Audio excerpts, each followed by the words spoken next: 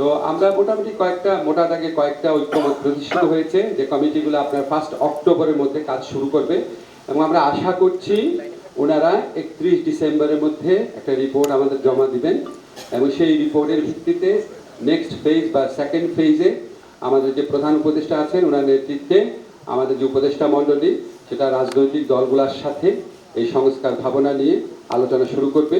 যারা গণহত্যাকারী ছিল, যারা মানবতা বিরোধী অপরাধ করেছে, আমাদের প্রায় 1000 মানুষকে হত্যা করেছে, বিচারের ভয়ে পালিয়ে বেড়াচ্ছে, তাদের সাথে কোনো আলোচনা হবে না।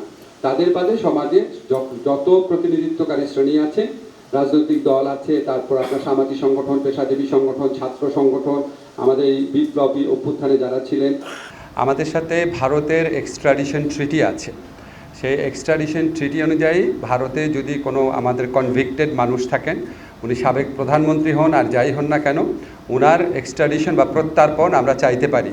আমরা খুব দ্রুত আইন মন্ত্রণালয়ের মাধ্যমে আপনাদের জানাবো যে আমাদের এই ছাত্র জনতার বিপ্লবকালে যেই গণহত্যা ঘটেছে, যেই মানবতা বিরোধী অপরাধ ঘটেছে, সেটার বিচারের লক্ষ্যে আমরা কিছু পদক্ষেপ ইতিমধ্যে গ্রহণ করেছি, দৃশ্যমান কিছু অগ্রগতি হয়েছে, সেগুলি আপনাদের জানাবো। এখনই জানিয়ে দিচ্ছি, আমাদের ইনভেস্টিগেশন যে টিম আছে সেটা গঠিত হয়ে গেছে, প্রসিকিউশন টিম গঠিত হয়ে গেছে, আদালত পুনর্গঠনের চিন্তা চলছে। অচিরেই আপনারা দেখবেন বিচার শুরু হয়েছে। বিচার শুরু হওয়ার পর ডেফিনেটলি আমরা এক্সট্রাডিশন চাপব।